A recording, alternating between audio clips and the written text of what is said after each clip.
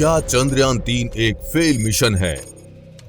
क्या चंद्रयान-3 को अपने लक्ष्य प्राप्ति किए बिना ही स्लीप मोड में डाल दिया गया?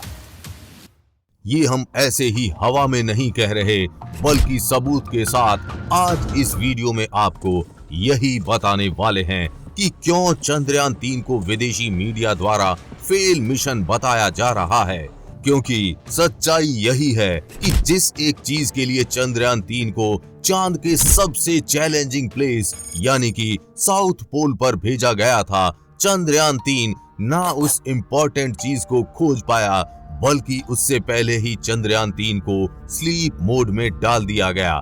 फिर भी इसरो के द्वारा इसे सक्सेसफुल मिशन बताया गया, बल्कि असली सच्चाई पूरी दुनिया के साथ साथ हम भारतीयों से भी छुपाई गई। और इसलिए आज हम आपको एक पूरी सच्चाई आप सबके सामने रखने वाले हैं। आज से लगभग 63 साल पहले 1960 से ही वैज्ञानिकों को यकीन था कि पानी बर्फ के रूप में चांद के नॉर्थ पोल और साउथ पोल पर मौजूद डीप डार्क क्रिएटर के अंदर आइस के रूप में जमा हो सकता है। क्योंकि चांद पर मौजूद ये क्रेटर इस तरह मौजूद हैं कि इन पर सूरज की रोशनी कभी पड़ती ही नहीं है। यहाँ पर मिलियन सालों से सूरज की लाइट आज तक पहुंची ही नहीं है। और इस पानी की खोज साल 2009 में पहली बार भारत के चंद्रयान-1 ने भी की थी। चंद्रयान-1 को चांद पर मौजूद एक क्रेटर के अंदर पानी मिला था, जिसको बाद में नासा ने भी कंफर्म किया था। इसके बाद साल 2019 में हमारे भारत द्वारा भेजे गए चंद्रयान-2 के ऑर्बिटर के द्वारा भी इन वाटर मैप्स को कंफर्म किया गया था। यानी साफ था कि चांद पर पानी तो मौजूद है।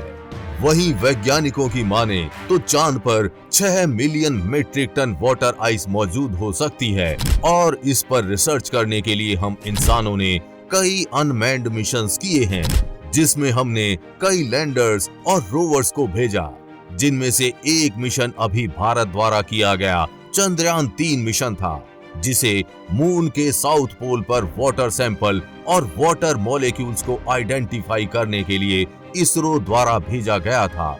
और इसे चांद पर भेजने का सबसे बड़ा रीजन भी यही था कि चांद पर पानी की खोज की जाए। प्रज्ञान रोवर पर वाटर आइस डिटेक्ट करने के लिए अल्फा पार्टिकल एक्सरे स्पेक्ट्रोमीटर यानी APXS और लेजर इंड्यूस्ड ब्रेकडाउन स्पेक्ट्रोस्कोपी यानी LIBS 2 इम्पोर्टेंट साइंटिफिक इंस्ट्रूमेंट्स लगाए गए थे, जिनका काम तो एक जैसा ही था, लेकिन काम करने का तरीका एकदम अलग था। जैसे कि अल्फा पार्टिकल एक्सरे स्पेक्ट्रोमीटर की मदद से मून की सॉइल पर रेडियो एक्टिव मटेरियल से निकलने वाले रेडिएशन को फायर करके और फिर उस मून सॉइल से रिफ्लेक्ट होकर स्पेक्ट्रम को एनालाइज करके उनमें एलिमेंट्स को आइडेंटिफाई करता, जबकि लेजर इंड्यूस्ड ब्रेकडाउन स्पेक्ट्रोस्कोपी द्वारा हाई पावर लेजर को डायरेक्टली मून सॉइल पर फायर करता, जिससे वो प्लाज्मा में बदल जाती और इनसे निकलने वाली रेडियो वेव्स को LIBS में लगा डिटेक्टर कैप्चर कर लेता, जिससे हमें उस सैंपल में मौजूद अलग अलग एलिमेंट्स की वेवलेंथ मिलती, जिससे डाटा के साथ कंपेयर करके हम ये आइडेंटिफाई कर पाते हैं कि सैंपल में कौन कौन से एलिमेंट्स मौजूद थे। और LIBS की मदद से चंद्रयान-3 के रोवर ने मून सॉइल में एल्यूमिनियम, कैल्शियम, आयरन, क्रोमियम और टाइटेनियम जैसे कई एलिमेंट्स की डिस्कवरी की है। इसके अलावा LIBS के डाटा में हमें कई शॉकिंग एलिमेंट्स भी मिले हैं, जैसे कि ऑक्सीजन, सल्फर। इनमें सबसे मोस्ट और इम्पोर्टेंट एलिमेंट सल्फर है, जिसकी डिस्कवरी पहली बार मून सरफेस पर चंद्रयान-3 के द्वारा की गई है। लेकिन सल्फर की डिस्कवरी इतनी इम्पोर्टेंट क्यों है? वैसे देखें तो सल्फर का चंद्रमा की सतह पर मिलना एक प्रूफ है।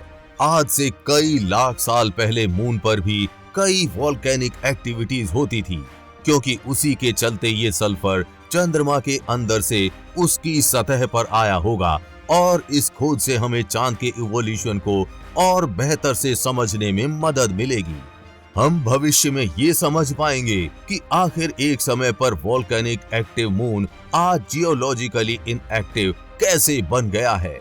लेकिन जैसा कि हमने आपको कहा कि सभी डिस्कवरी के बावजूद और इतनी रिसर्च करने के बाद भी इसरो के वैज्ञानिकों को चंद्रयान 3 के रिसर्च डाटा में वाटर के मॉलिक्यूल्स नहीं मिले और इसी बीच 4 सितंबर को चंद्रयान 3 का सफर खत्म हो गया, क्योंकि चांद पर रात का समय शुरू होने वाला था, जिसमें चांद के साउथ पोल का टेम्परेचर -220 डिग्री सेल्सियस तक चला जाता है, जिसके लिए चंद्रयान 3 को डिजाइन नहीं किया गया था।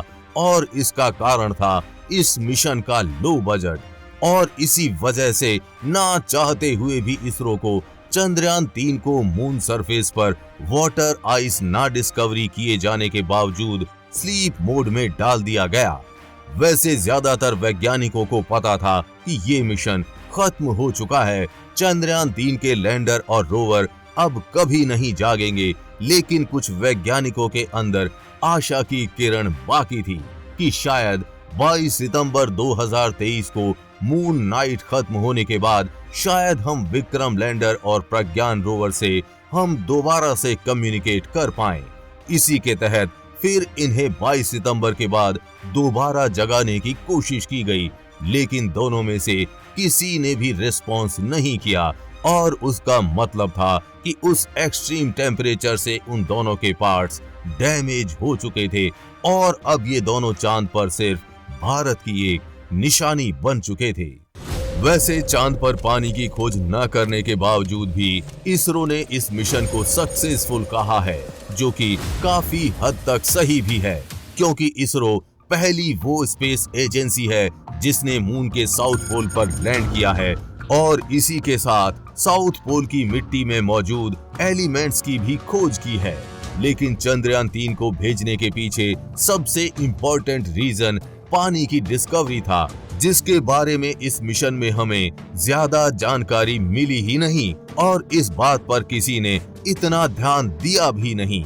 यानी कि यहाँ पर हम कह सकते हैं कि चंद्रयान 3 ने वो किया ही नहीं जिसके लिए इसे चांद के साउथ पोल पर भेजा गया था, और इसी वजह से इंटरनेशनल लेवल पर देखा जाए तो चंद्रयान 3 को ऐसे मिशन में अकाउंट किया जा रहा है जो मून पर वाटर को खोजने में फेल रहा है।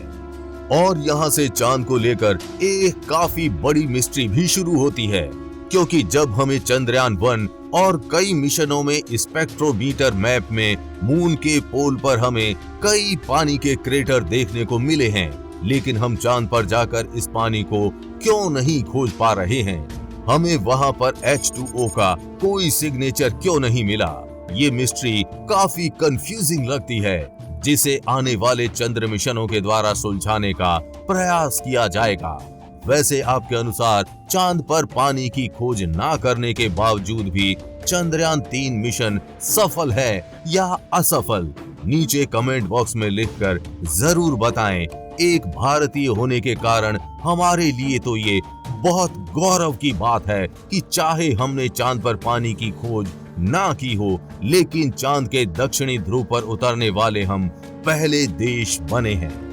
हमें पूरी उम्मीद है कि आपको ये जानकारी अच्छी लगी होगी, और जानकारी अच्छी लगी हो तो शेयर के बटन पर क्लिक करके इस अच्छी जानकारी को ज्यादा से ज्यादा लोगों में फैलाएं, जिससे आपके दोस्त और रिश्तेदार भी कुछ अच्छा सीख पाएं।